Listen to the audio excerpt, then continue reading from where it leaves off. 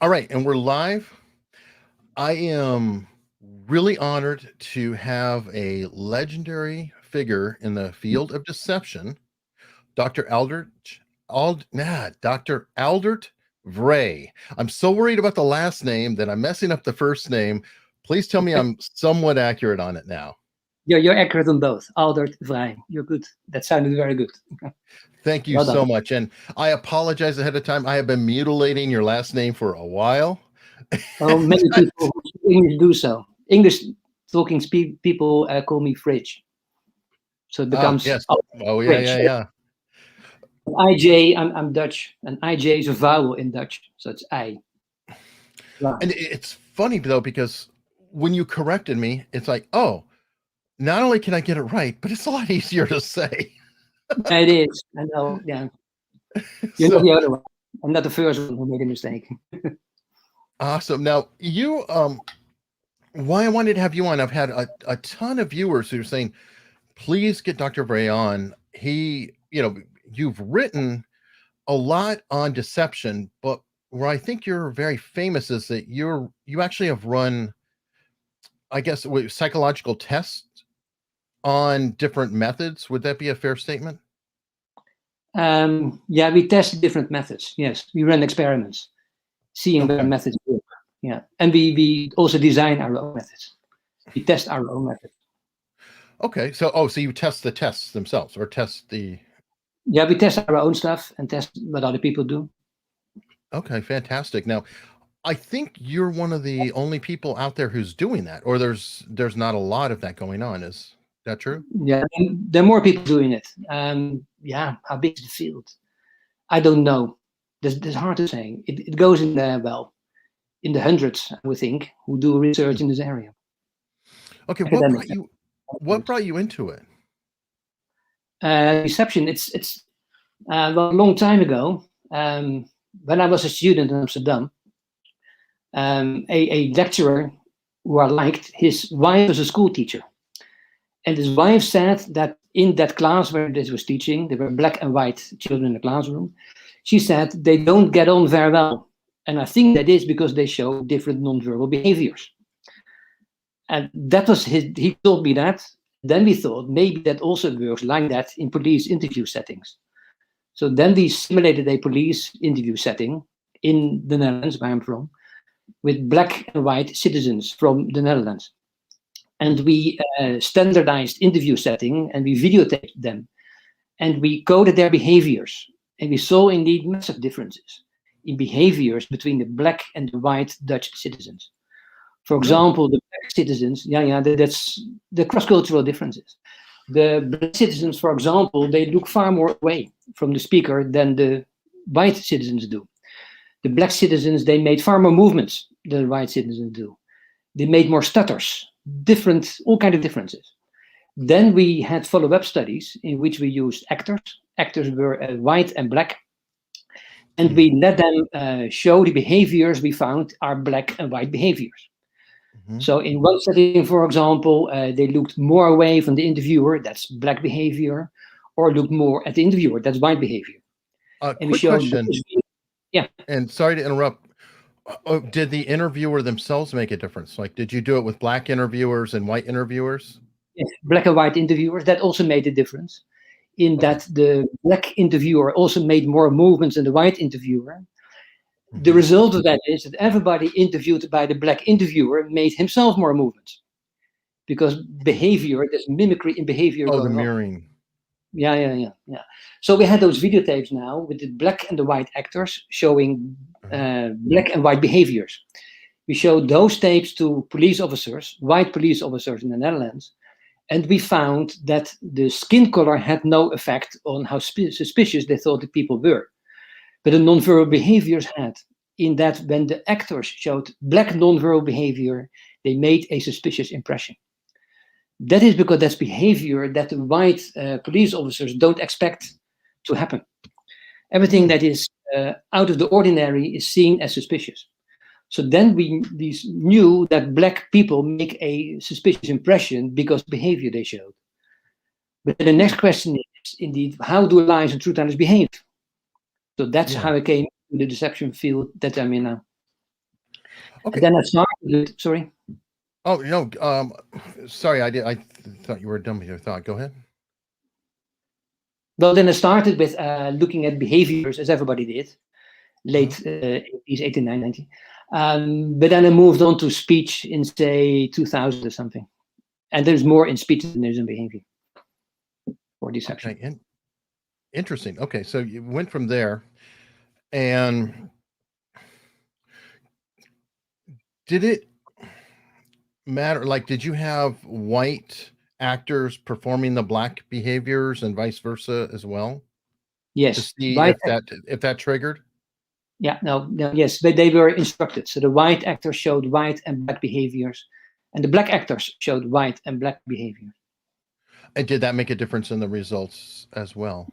Yes, the moment they showed black behavior, that looked suspicious. No matter who did it.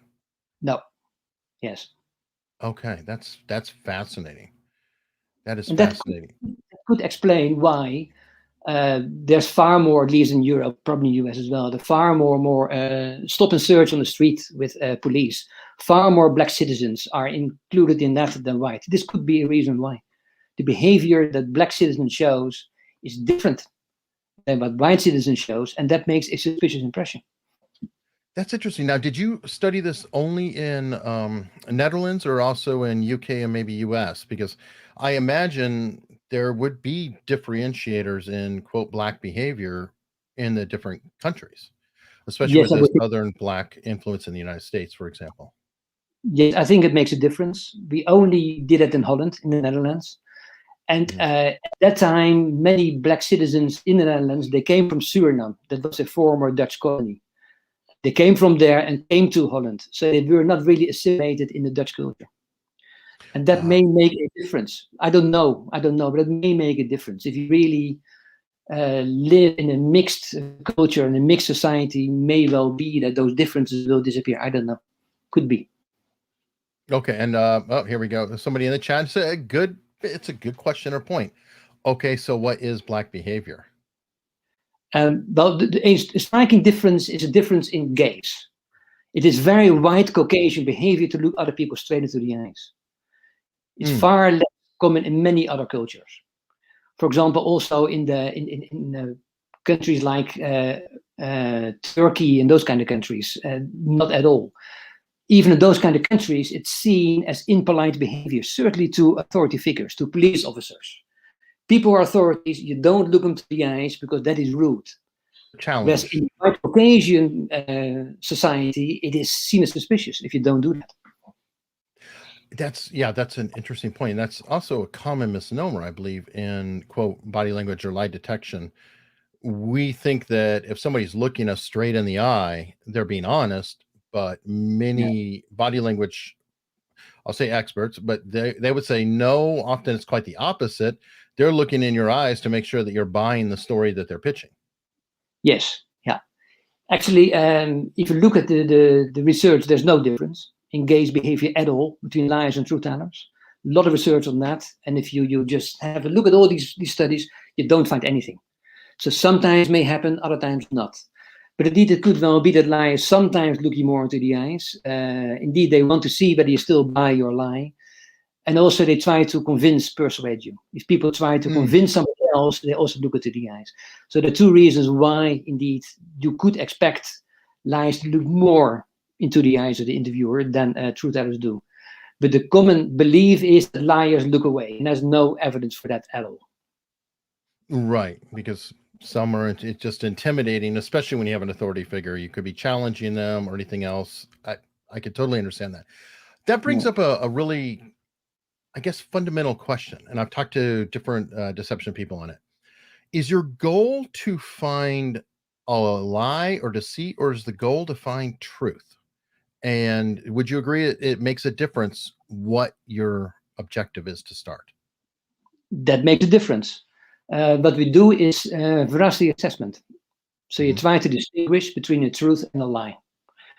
But certainly, methods are only good if they are indeed accurate in both lie and true detection.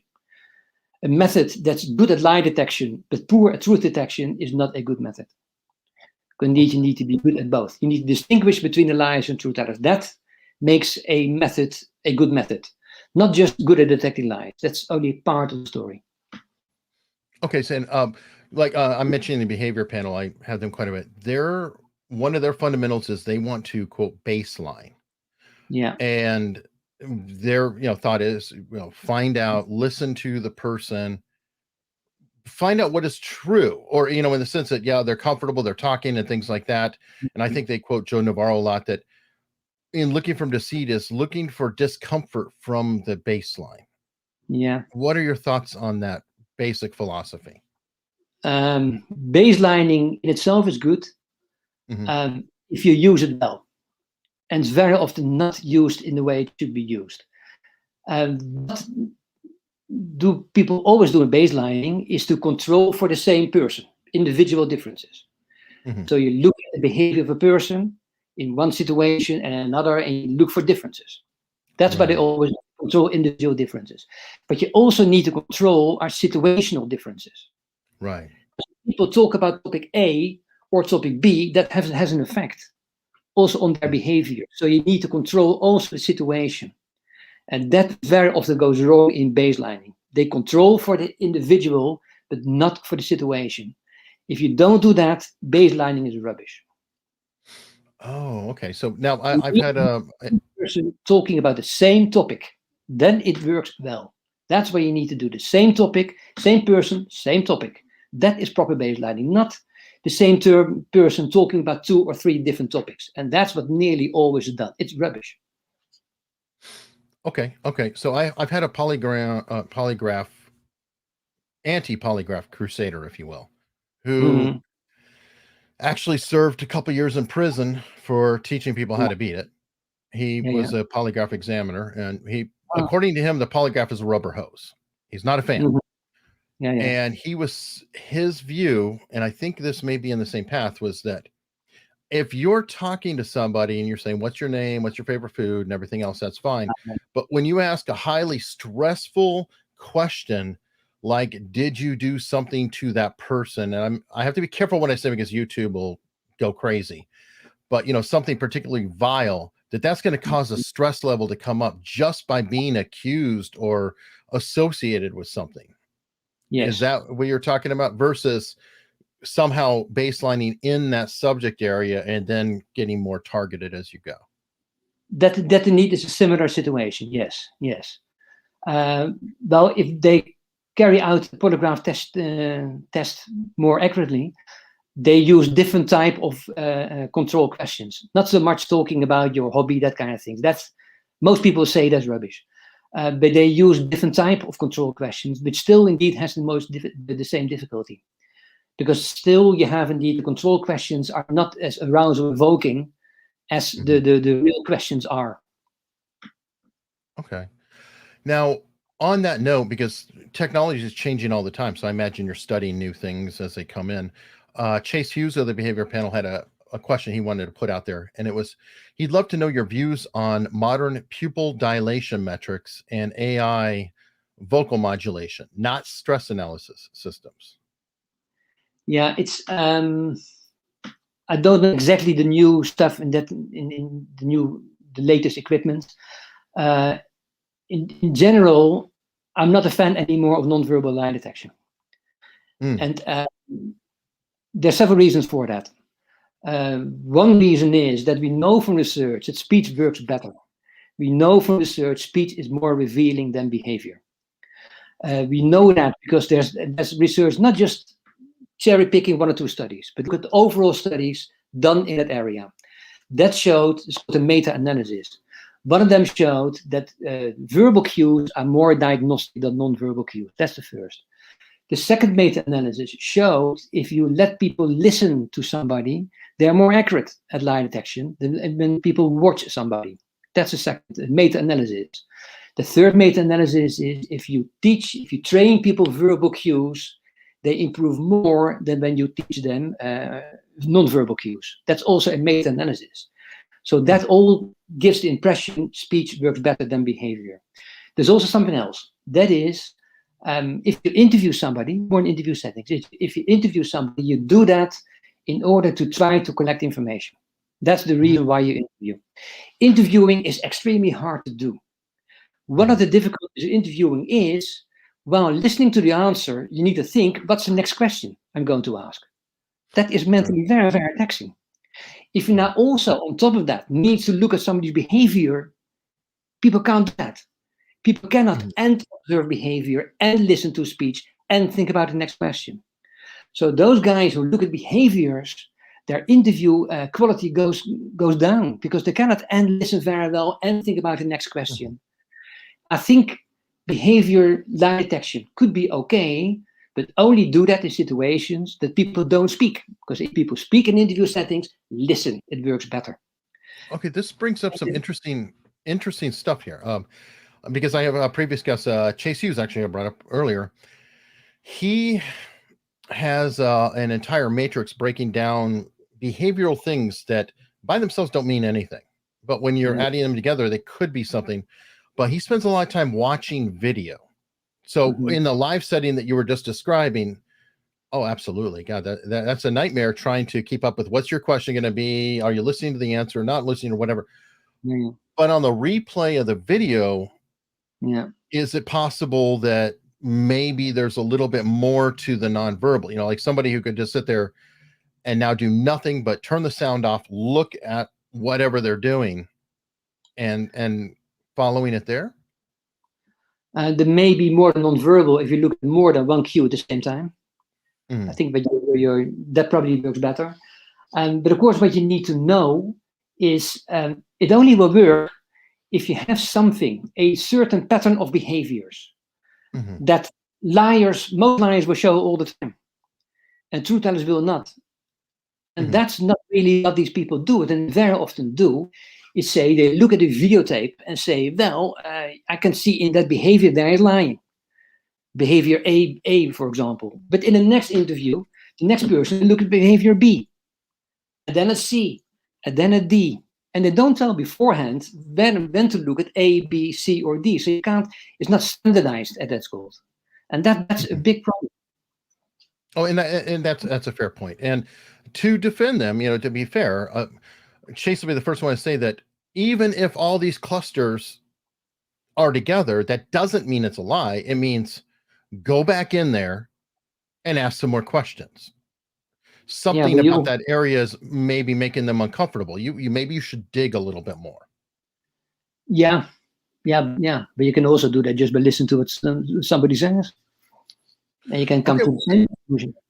Well, that starts to get into statement analysis. And I've been on the impression that you're not necessarily a fan of statement analysis as a, I don't know if I can call it technique. I know technically all these are pseudosciences, or more of a system. Pseudoscience is a good word. I'm an academic and I look at research in areas. Statement analysis, there's only one of them, it's called SCAN, scientific content analysis. SCAN, that's a known method. There's no evidence that it works. There's several studies done by us, by others, and nobody finds anything. There's one SCAN study showing that it works. That's what the SCAN supporters use. That's Driscoll 1994 or something. The difficulty, that's the problem that study is, they used real life interviews, but they didn't know the ground truth. They didn't know who the suspects were lying and truth telling. If you don't know that ground truth, you don't know how accurate your system is. And that's the only study there showing support. And that is not a good study. So if you take out that study, there's nothing. There's nothing to show that it works. And that's being a scientist, that's what I'm trying to do, to see indeed if there's any kind of empirical evidence for that stuff that works. Okay, this is a different kind of scan. It's actually from it's from the audience. This has also been put on my locals page. So everybody, unstructured.locals.com. Please go there and get questions in. What do you think of the meta protocols that intend to analyze different expression channels like SCAN-R, 6 channels analysis system to detect dishonest behaviors? I'm not familiar with it. I'm not. Neither am I. And SCAN-R, don't know what it is, but I think I answered the question about behaviors, the limitations of that. Certainly in real life interviews, when people speak, you don't need it. Just listen to speech. It's far better. But if you listen to speech, but that's, by the way, that's a good thing of Scan, of course. It's speech related. You try to get more information of people. That's why you interview people. Try to get information. So that's why you need to focus on speech, because that's how you get information, not via behaviors. Okay, and I know it is fascinating because I understand that people ask questions because it sounds so fascinating. Sure. For example, we know from research, that to give a very silly cue, truth tellers give you more information than liars. Typically, that's a diagnostic cue, but that sounds boring. If you publish an article saying that, there's not a single TV channel that will call you and say, well, let's have a talk about that. But if you do something about behaviors, the whole world comes to you. It sounds also fascinating. Typically, what happens with behavior is that the liar shows behavior that he is not there, that he shows or can't control. And you have to be extremely skilled to detect it. So it sounds absolutely magical. But it is fiction. Because there's no evidence that it works like that. There's nothing there. There's no technique out there that really works in that way. It can show you, okay, if you look at those patterns again and again, you will find something. It doesn't exist. Okay, so I guess that's the quandary, because Scan, as you put it, that one study didn't prove it, and you had another one. It's not. Is it the practitioner versus the system? I'm asking because, like you mentioned about the lie tends to give less information. That's definitely in Scan and statement analysis, both, in the sense of when they're telling a narrative, you look at the amount of time spent on each part of the narrative. And there's a tendency to where someone who is deceiving would say, okay, I did such and such and such and such and such. And then the question area, they'd be like, oh, and then I went home. So they kind of, they breeze over it. So if you break it all down and just literally look at the word counts, the area in question or whatever, they tend to kind of, it's sort of zip through that in their words. And so that kind of matches up with what you were just saying. Yes, it does, although that's more specific. And there's no research demonstrating that indeed it works like that. But it comes to the same conclusion. Truth tellers give you more information than liars. Yes. Yeah. But I think there are other verbal lie detection techniques out there.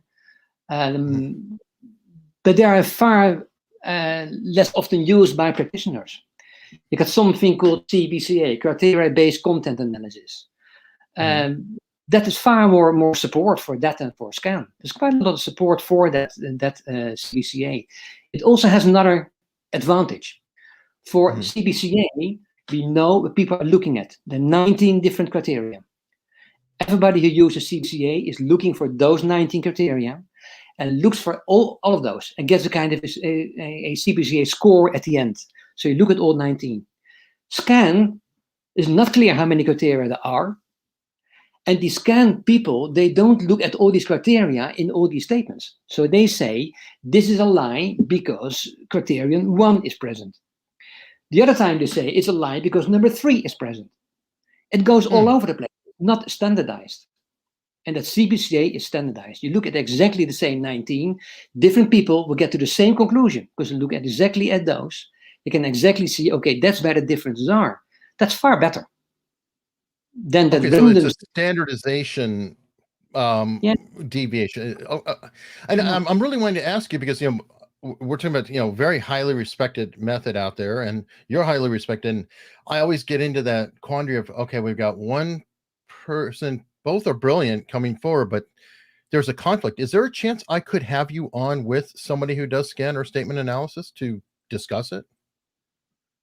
Well, you could. I mean, would you be willing? Because I would love to set that up. Yes, I'm willing to do that. Yes. Yeah. Okay, that would be awesome. And I wouldn't even do it as a live. I'll just do it as an interview, and to keep things, less hectic. These lives are hectic. But at least for Scan, at least we know to some extent what Sapir, the man who started that, what he's looking at. But there are many other people doing things, and that's even not know what they're looking at. Because, for example, here in the UK, say, we got these experts in court, CBCA. Oh, no, we don't use that because we see all kinds of disadvantages of it. Okay, fair enough. What are you using? And then it kept quiet. Nobody says what they're doing. So that's even worse. So I prefer the people say, I use this, and this is my method. Those are the 12 things I'm looking at. That's better than people who are just vague. And many of them are far vaguer than Sapir in what they're using. Okay, so you would agree then it's a case that you got to be careful not to throw out the baby at the bathwater. Like any of the methods, there may be something to them, but we probably have to have a little nuance and mitigation to what is being studied. Yes. And that speech is good. But give you one more problem with Scan. Scan is that what you do, initially you tell the suspect, write in your own words all you remember about the event. Some of that, that's a question. Okay. That is from a memory perspective a very strange question.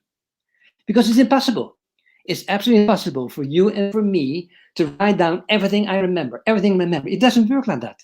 It's far more complicated. To get the information that's in your memory out of your memory is a very complicated process. And by just asking one question, write down what you remember, it is completely ignoring that. So that's the idea is nice, but the execution is wrong.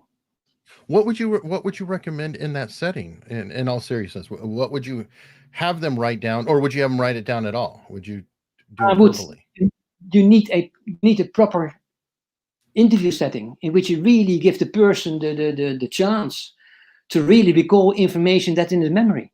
That's a very hard task to do. And the two reasons, people never ever give you all information they know. They never ever do that. And one reason is these are conversation rules. For example, if you ask somebody, what did you do last night? Well, if you get an answer that's longer than 10 words, you start thinking, what's the person doing? Well, it becomes far too detailed. We don't do that. Of course, you understand, you realize in a police setting, you have to say more than 10 words. But how much do you exactly need to say? Do you need to say, well, I can tell you, 6 o'clock, I opened the door with my key. I opened the door, I put my coat on. But that goes on forever. So you don't know how much you need to say. That's one problem. So you don't know how much you need to say. So you really need to raise people's expectations. And the second thing is, people can't remember, can't recall all information that's in the memory in one instance. No way. You need all kinds of methods which are out there in order to enhance people's memory recall. And that's what you need to get a proper first statement. That's what you need to do. And the methods are out there to do it. But of course, it's far more complicated than what Scan does. Because there's a problem with that. I already see a problem though.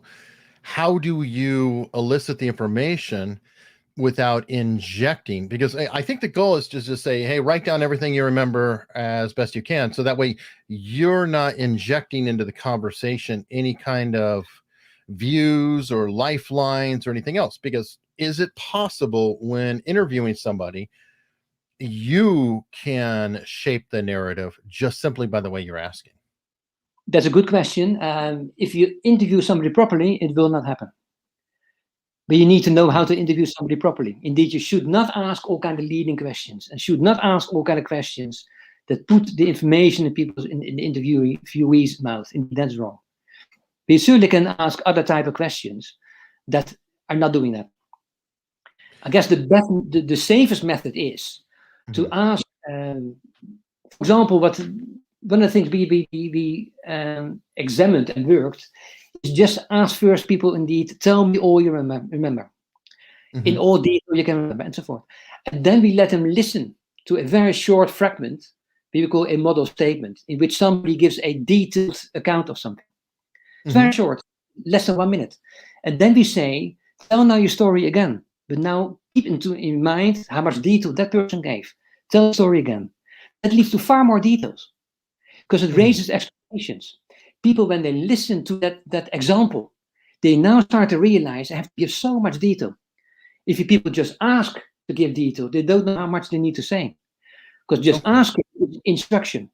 And the model statement is an example. And examples are easier to follow than instructions. So that's one thing you can do. You can just indeed say, okay, before you write down, this is an example. Some kind of detail we want. That already gives you more information. Okay. Could another method be to say, So what happened last night? Which is vague and it's not injecting. It's just saying a time, and they give you whatever they give you, and you note it, and then you just go, okay, you said this. Well, what happened next? Or can you tell me more about what you did there? Like when they said, I went to the store and got gas, or what have you. Would that have been say, hey, did anything happen at the store? Do you remember anything about the store? Something like that to get them to narrow in. Yeah, that's a good question. Our research showed that for lie detection not as effective. Because if you do that, also liars are now going to include information. If you just ask a very open question, you tell me all you remember. And we do that in different formats. So do that after the model statement and so forth. But we see indeed the truth tellers give you more information than liars. Liars are withholding information. And they're almost expecting that. They think, okay, I can give you more information, but you need to ask me first, because they're not really willing to give more information. There's something else going on in the mind of liars and truth tellers. The truth tellers, their purpose is to tell it all, to tell all them. Remember, they're willing to do it. They find it extremely hard and difficult. That's the difficulty you have. It's very hard to tell everything that you remember, but they're willing to do it. So if you help them with them, they will give you more information. The liars, of course, don't have that. The liar strategy is to keep things simple, because the less they say, the less you can check. The less they say, the less they have to remember if you ask a question next time. So all kind of things they are very reluctant to talk about. That's not exactly what the difference is. So if you now start asking specific questions, okay, tell me more about this. Yeah, well, then indeed they will do that. But they volunteer not to do it. So therefore, you get indeed less information from liars, because they just withhold that information, thinking you will ask about it. Okay, I hate to throw a wrench into it, but everything pops into my head, and I'm scatterbrained. What about the fact that if I say, "Did you kill your wife?"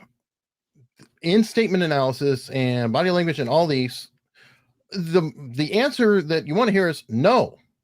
I didn't do it.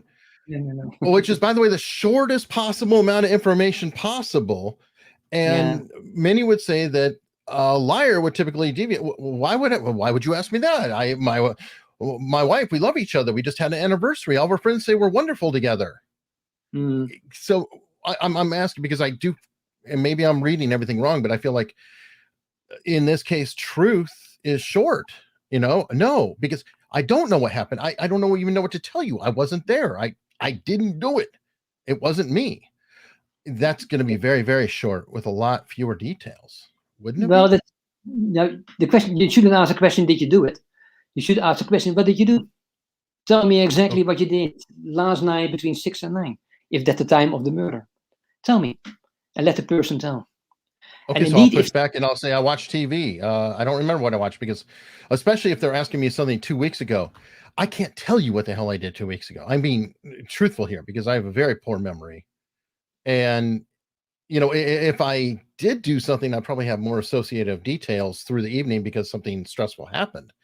But a lot of my life would be like, I probably went home, or I think my wife and I are watching this particular show.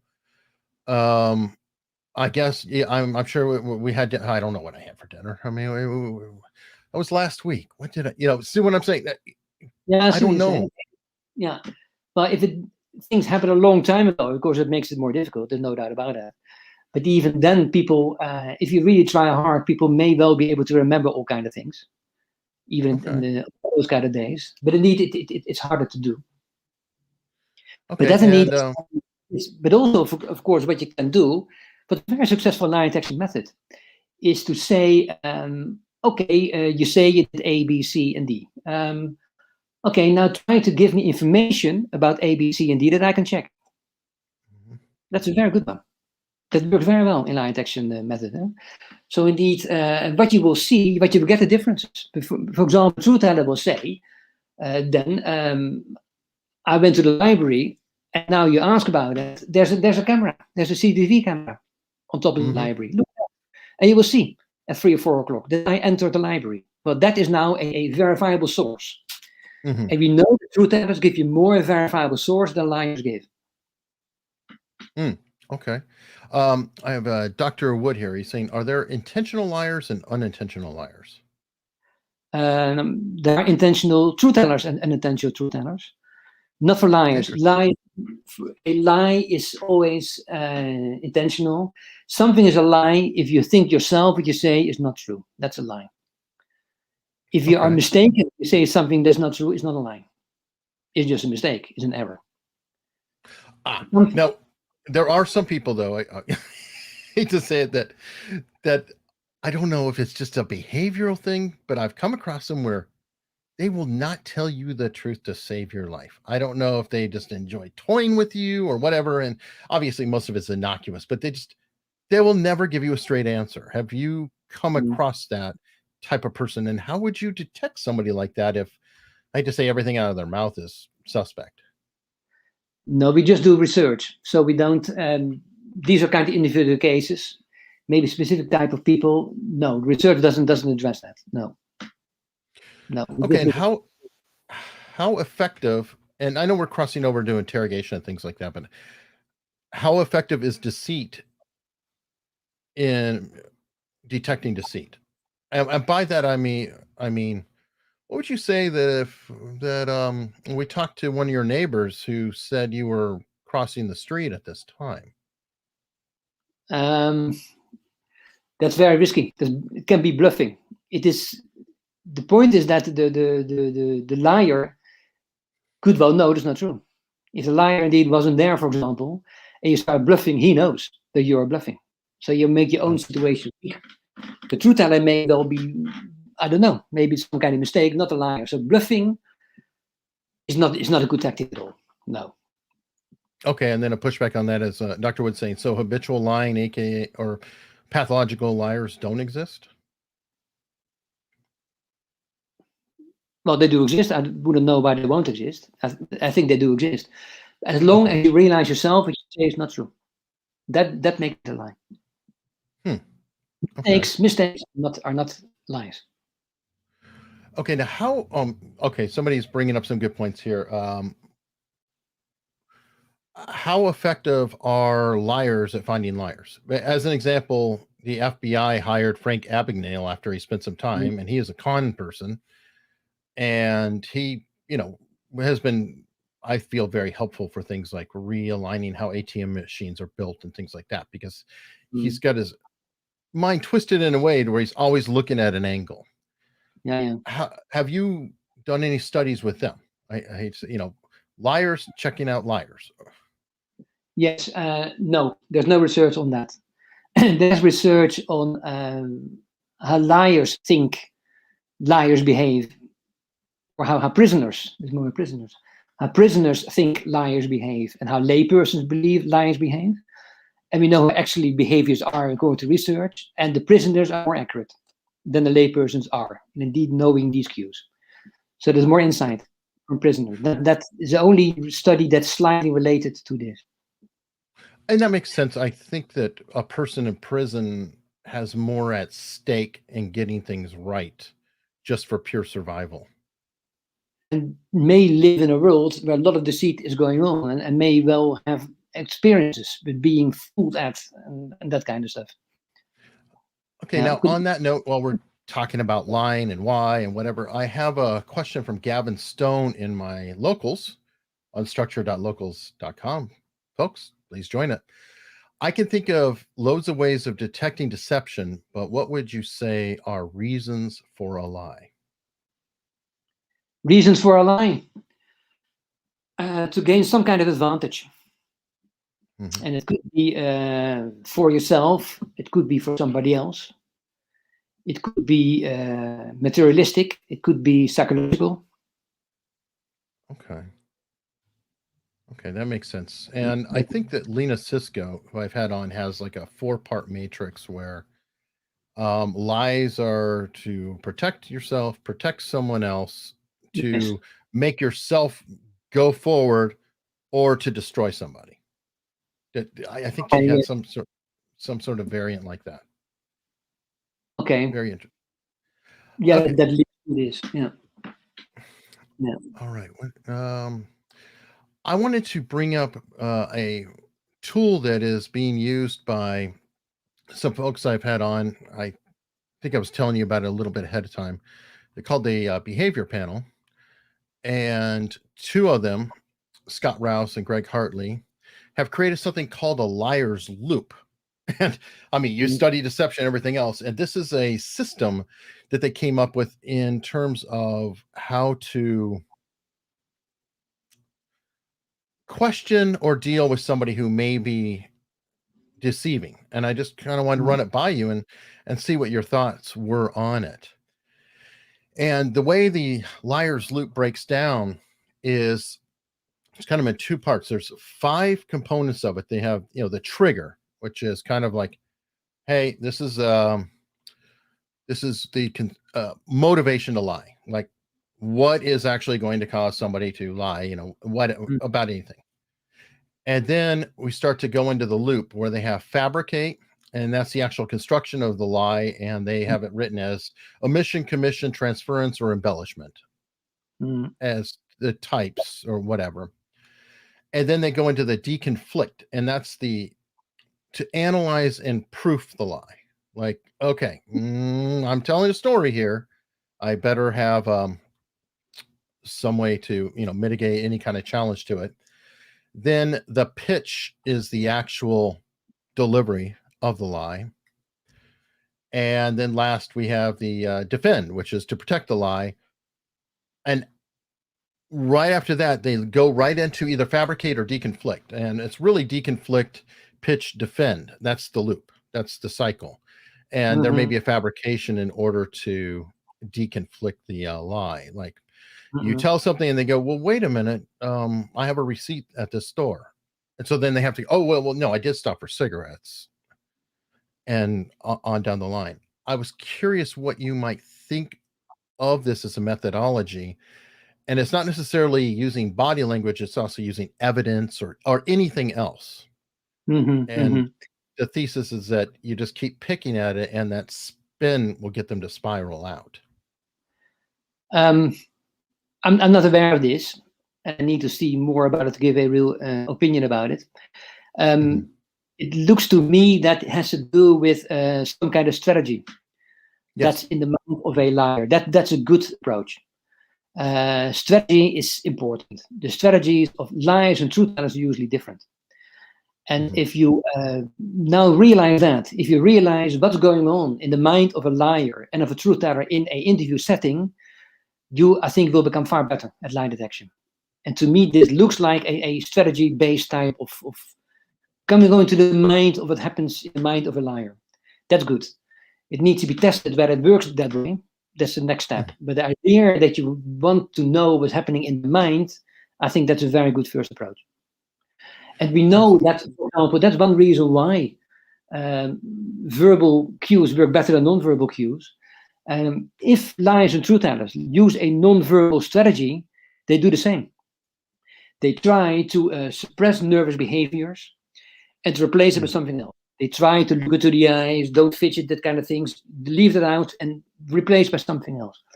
They're good or not good at it, but that's the same for liars and truth tellers. So they're successful in that or not, but the same strategy. Verbally, it's completely different. The truth teller strategy is to tell it all. The liar strategy is to keep it simple. And that is, if you ask the right questions, give you different verbal answers. For example, what liars don't want to do, they don't want to give you any kind of incriminating type of information. So they don't like to put themselves at the location of the crime. Right. Voluntarily. Well, that's something you can use in interview settings. Certainly, if you have some information about it, and you know, for example, I don't know, that the person was at a shopping mall or something. You got some evidence that the person was at a shopping mall. And then just ask the person what the person was doing that day. The chance is very high that he or she will not mention that shopping mall, because that is now exactly what the problem is. Or maybe mention the mall, but not the shop he went to and stole something. That's what liars usually do. And you can do that in interview settings by asking some kind of questions. What did you do? And don't provide that type of evidence, piece of evidence that you have. And what you will see is that truth teller stories are far more consistent with the evidence that you have than liars' stories. But you also will see that liars then sometimes start changing their stories because they start to realize halfway, they ask these questions, maybe they know something. Maybe they know that I was in the shopping mall. Let's not change my story. And let's say I was there. So now you get the kind of inconsistencies in the stories itself. That's very often deceitful. Is that always the case though? Because I always thought it was a misnomer that, you know, the proper thing is if you're going to tell a lie or whatever, you get your story, you get it straight, and you stick to it. No matter what, you don't deviate from your story, or you're going to look bad. So yeah, that's one reason why we know, for example, liars are neither more consistent than truth tellers. But it depends what the consistency is. The liars will tell you the same story again and again. What truth tellers do, they go back to the memory. If you ask the same question again, they go back to the memory and remember it differently. But the difference is if you get now different type, you get to need some omissions, some additions. But typically, the major changes that somebody said he wasn't in the shopping mall that day. And now, all of a sudden, he says he was there. And now he remembers he was there. That kind of large differences. And that is the result of the interviewee thinking in the interview, they know more. They cut something here. They know something now. They have some evidence that I was there. So now the liar changed tactic. First, he just denies all kind of incriminating evidence. Now you start thinking, how can I have a truthful alibi, thinking they have that evidence? Okay, but there's some nuance to this though, because I'm thinking of the mall example, right? And I know if I'm telling the story of the day, maybe I'm only going to hit the high points just naturally. I might not remember something that's just that I do all the time or whatever. Like if I go to the gas station every day and I get a cup of coffee, or maybe I just get gas that day and I don't even think about it because I went to the store. I happened to stop by the gas station to get some coffee, but I don't know. I didn't really remember that step. Maybe because I do it all the time.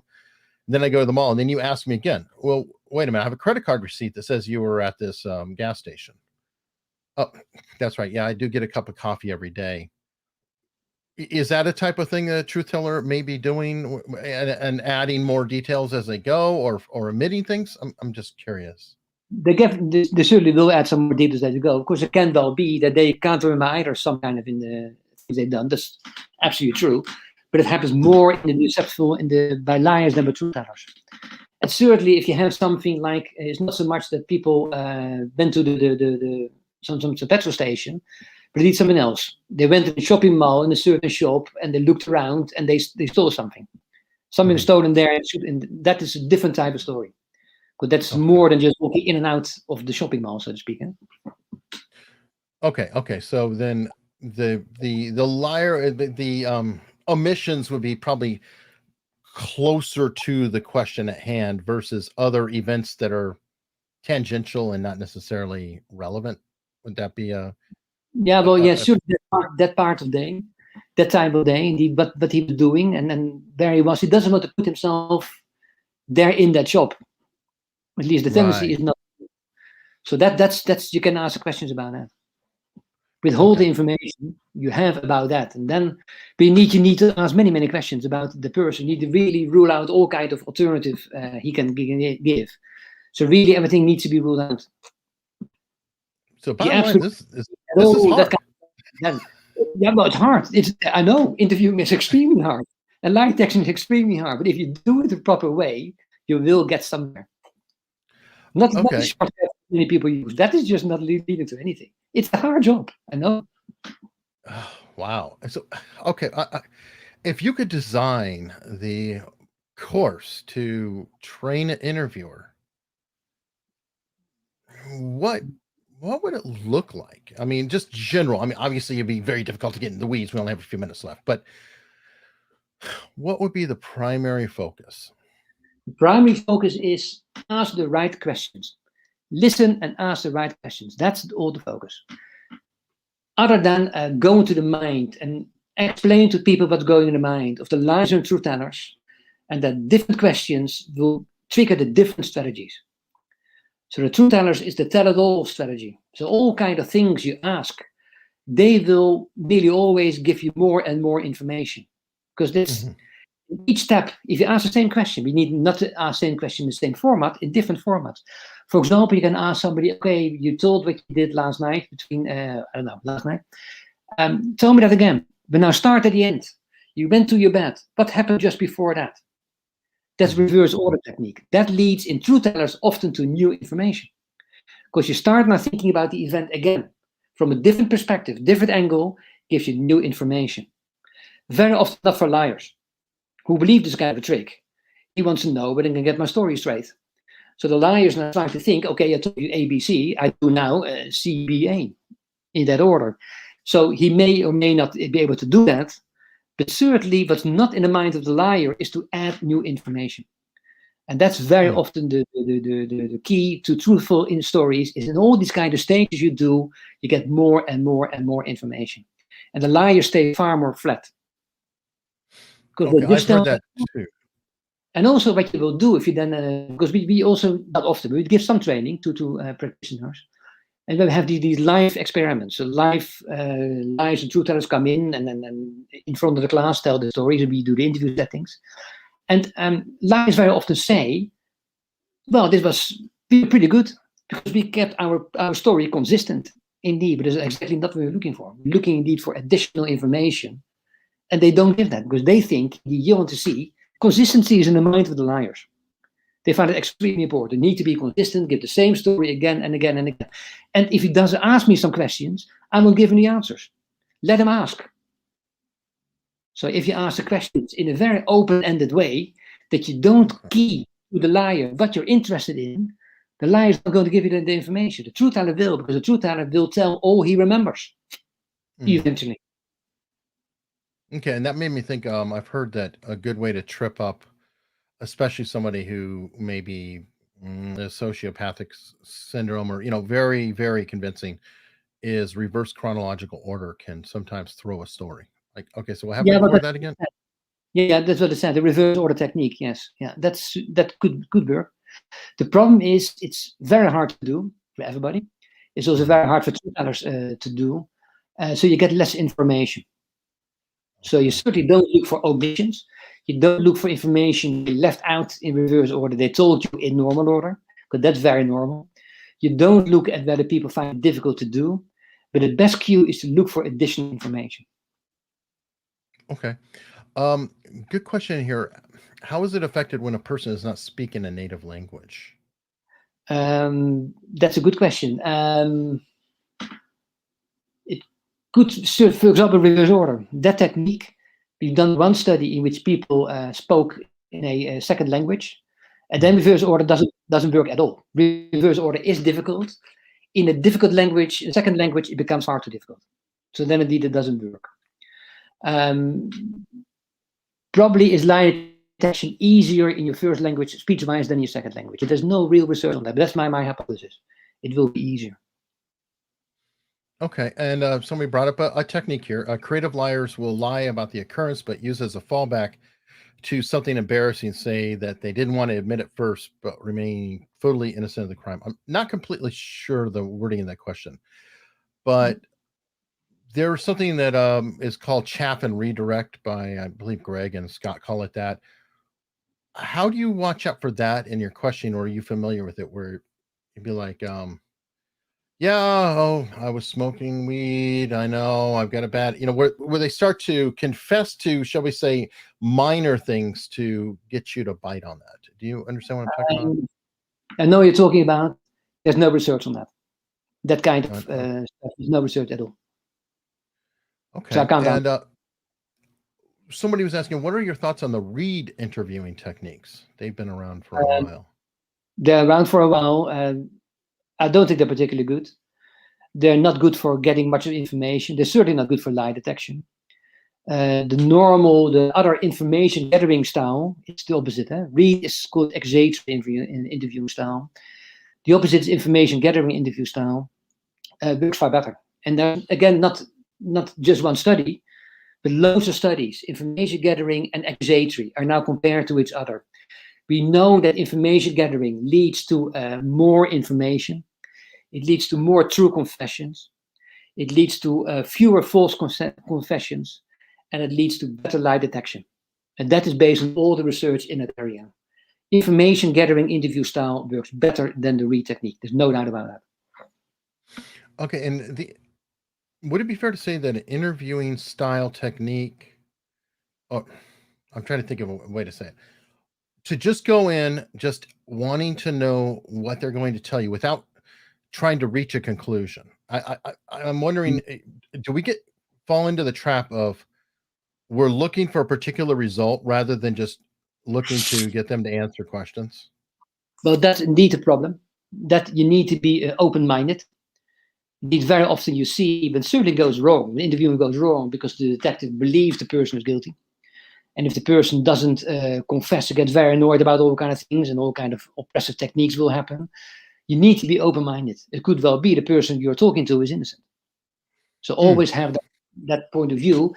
And we know certainly if you became at the beginning about lie and truth detection, it's for the truth tellers, they give you more information if the situation is comfortable. It's very hard, as I said earlier, it's extremely hard to get all the information that's in your memory out of that memory. If you're now in a stressful situation, you will shut down and you really can't remember anymore some things that you otherwise could. So what you need, the situation needs to be extremely comfortable. If that's the case, you will see the truth teller can help you out with all kind of information. The liar is far less likely to do that. So then you get the differences. If you put both of these innocent and guilty suspects in a kind of oppressive interview style and technique, yeah, they both will shut down. But the truth tellers as well. Interesting. Do you ever watch like interrogation videos? And I'll name one in particular, which I always thought was just so brilliantly done. And back to the behavior panel, they just covered it recently. Colonel Russell Williams, former colonel, who was a serial killer in Canada. There's an interrogation video with a detective and him in the room, just asking, the questions and the manner and everything. I didn't know if you've ever watched any of these. No, I have not seen it. No. I would be interested to watch that. I would be interested to watch a good interview. Very often the ones you can watch are not good. I guess that's why they are there. Certainly also, for example, all kind of TV series that interviewing there is typically very poor, what they do. But of course you need to hurry up, so to speak. It needs to be entertainment, but that's all very poor interview styles. Okay, I'll definitely send it to you later. I think it's good. I mean, I could be wrong. I'm not a pro. But, first thing is he established a comfortable relationship with the suspect. That's good. That's good. It's very respectful.